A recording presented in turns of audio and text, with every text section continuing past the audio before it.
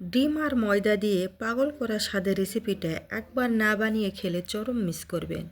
প্রিয় দর্শক, আসসালামু আলাইকুম। সবাইকে আবারও স্বাগতম জানাচ্ছি নতুন আরও একটি রেসিপির ভিডিও দেখার জন্য। আজকের রেসিপির জন্য আমি এখানে একটি ডিম আর 2 কাপ ময়দা দিয়ে এই নাস্তাটি তৈরি করে দেখাবো।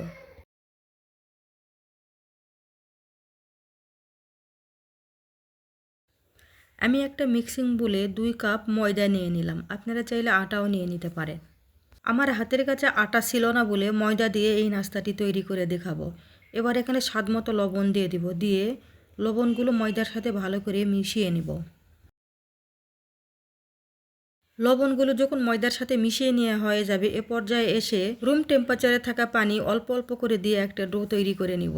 পানি একবারে দিতে যাবেন না, এভাবে অল্প অল্প করে দিয়ে এই ডোটি তৈরি করে নিতে হবে। এই ডোটি তৈরি করে নেওয়ার সময় খুব বেশি নরম করা যাবে না, আবার খুব বেশি শক্তও করা যাবে না। তাই অল্প অল্প করে পানি দিয়ে প্রয়োজন বোধে এই ডোটি তৈরি করে নিতে হবে। এই ডোটি এ পর্যায়ে এরকম যখন হয়ে আসবে, তখন এখানে 1 টেবিল চামচ পরিমাণ সয়াবিন তেল দিয়ে এই ময়দার সাথে আবারও ভালো করে মেখে নিব। বেশ কিছু সময় নিয়ে এই ময়দার ডোটি মেখে নিতে হবে। এভাবে মেখে নিতে নিতে একসময় দেখবেন ময়দার ডোটি অনেক মোলায়েম হয়ে আসবে। ঠিক সে পর্যায়ে এসে এই ময়দার ডোটি আমি ছোট ছোট করে লেচি কেটে নিব। নাস্তাগুলো যত বড় করে তৈরি করবেন, সে অনুযায়ী এই ডোগুলো আমি ছোট ছোট করে লেচি কেটে নেব। কাছে বা দূরে, দেশ বা দেশের বাইরে যে যেখান থেকে আজকের এই ভিডিওটি দেখছেন, প্লিজ একটা লাইক দিয়ে পুরো ফুল ওয়াচ করার অনুরোধ রইল। সব লেচুগুলো আমার কেটে নেওয়া হয়ে গেছে। এবার লেচুগুলো গোল গোল করে নেব। তো দেখতেই পাচ্ছেন লেচুগুলো আমি কিভাবে গোল গোল করে নিচ্ছি। এই নাস্তাগুলো আমি মিডিয়াম সাইজ করে তৈরি করব, তাই এই লিচিগুলোও আমি মিডিয়াম সাইজ করেই নিয়েছি। একইভাবে সব লেচুগুলো আমি গোল গোল করে নিয়েছি, আপনারা দেখতেই পাচ্ছেন। এবার লেচিগুলো একটা বাটিতে রেখে দেব, আর লেচিগুলো কখনোই লেচির উপরে লেচি রাখবো না। একটা একটা করে এভাবে বাটির মধ্যে ছড়িয়ে রাখবো। তার উপরে 2 থেকে 3 টেবিল চামচ সয়াবিন তেল দিব, দিয়ে লেচিগুলোর সাথে এভাবে মিশিয়ে নেব। আর লেচিগুলো ভালো করে তেলের সাথে মিশিয়ে নিতে হবে। এরপরে আমি ঢাকনাতে ঢেকে রেস্টে রেখে দেব 10 মিনিটের মতো।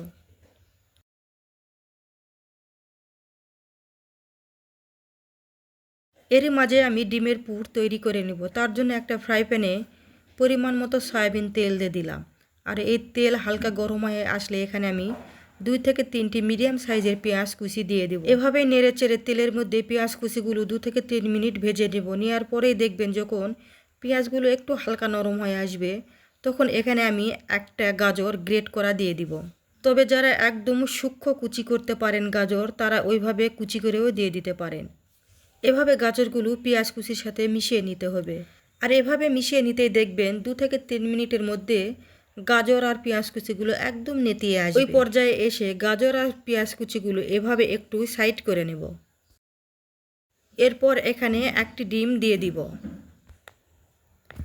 ডিম এভাবে আলাদা করে 1 মিনিটের মতো ভেজে নিতেই দেখবেন ডিমটি প্রায় ভেজে নেওয়ার মতো হয়ে গেছে। ঠিক সে পর্যায়ে এসে গাজর আর পেঁয়াজ কুচিগুলোর সাথে ভালো করে ডিমটি মিশিয়ে নিব। নিয়ে এভাবে আরও কয়েক মিনিট ভেজে নিব। এ পর্যায়ে এসেও যারা আমার এই ভিডিওটি দেখছেন, আর আমার ভিডিওটির কোথাও কোনো অংশ যদি আপনাদের ভালো লেগে যায়, তাহলে প্লিজ একটা লাইক দিয়ে পুরো ভিডিওটির জুড়ে আমার সাথেই থেকে যাবেন। আর আপনাদের একটা লাইক হাজারো দর্শকের মাঝে আমার এই রেসিপিটি পৌঁছে দিতে সাহায্য করবে। আর আপনি যদি আমার চ্যানেলে নতুন হয়ে থাকেন, তাহলে চ্যানেলটি সাবস্ক্রাইব করে বেল আইকনটি প্রেস করে নিয়মিত আমার চ্যানেলের সাথেই থেকে যেতে পারেন। আর যারা অলরেডি সাবস্ক্রাইব করে রেখেছেন, সামনে এগিয়ে নিয়ে যাওয়ার জন্য সাহায্য করতেছেন, তাদেরকে অসংখ্য ধন্যবাদ। ডিমগুলো এভাবে কয়েক মিনিট ভেজে নেওয়া হয়ে গেলে এ পর্যায়ে এসে স্বাদ মতো লবণ দিয়ে দিব। লবণগুলো ডিমের সাথে ভালো করে মিশিয়ে নিব। নাস্তার জন্য ডিমের পুরটি প্রায় রেডি।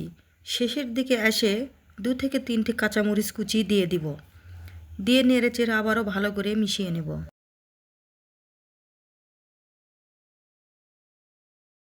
এ পর্যায়ে এসে চুলা বন্ধ করে দিব।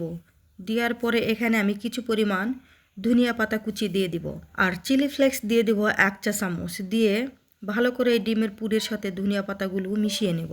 এভাবে শেষ পর্যায়ে এসে চুলা বন্ধ করে দিয়ে ধনিয়া পাতা দিয়ে ডিমের পুরটির সাথে মিশিয়ে নিলে ধনিয়া পাতার কালার এবং গন্ধ দুটি অটুট থাকে। এবার দেখুন সমস্ত উপকরণগুলো মিশিয়ে নেওয়া হয়ে গেছে, এবার নামিয়ে ঠান্ডা করে নেব।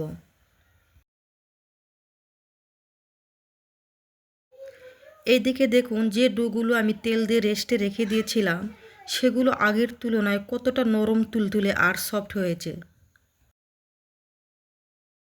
এবার একটা একটা করে ডো বোর্ডে নিয়ে নাস্তা তৈরি করে নিব। আপনারা চাইলে যে কোনো ধরনের প্লেটের উপরে নিয়েও এই নাস্তাটি তৈরি করে নিতে পারবেন। তো আমি বোর্ডের উপরেই নিয়ে নিলাম, নিয়ে এভাবে হাত দিয়ে হালকা প্রেস করে করে একটি রুটির মতো করে তৈরি করে নিব। রুটিটি একদম পাতলা করে নিব আর রুটির সাইজটি একদম মিডিয়াম করে নিব। নেওয়ার পরে যে পুরটি আমি তৈরি করে রেখেছিলাম এই পুরটি আমি দিয়ে দিব লম্বা শেপ করে।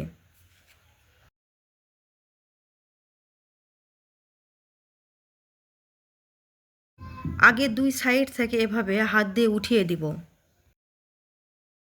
দুই সাইড দিয়ে এভাবে মুড়িয়ে দিলে যখন নাস্তাগুলো তেলে ভাজবে নাস্তাগুলোর ভেতর থেকে পুর বের হবে না। এ পর্যায়ে এসে এভাবে রুলের মতো করে পেঁচিয়ে পেঁচিয়ে এই নাস্তাটি তৈরি করে নেব।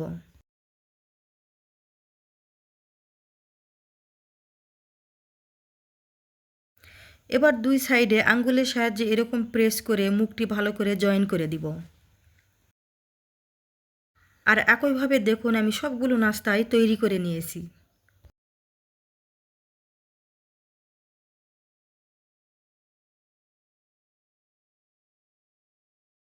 এবার একটি ফ্রাই প্যানে আমি আগের থেকে তেল গরম করতে বসিয়ে দিয়েছিলাম।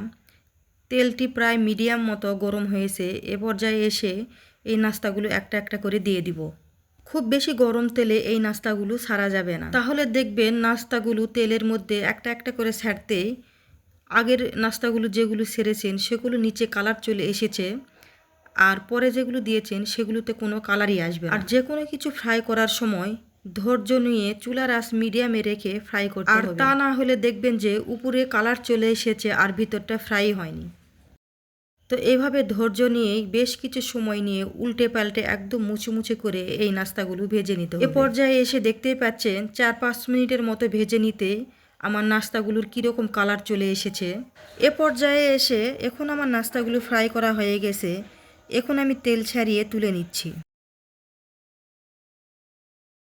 নাস্তাগুলো ভেজে নিতে প্রায় আমার সময় লেগেছিল 10 মিনিটের মতো।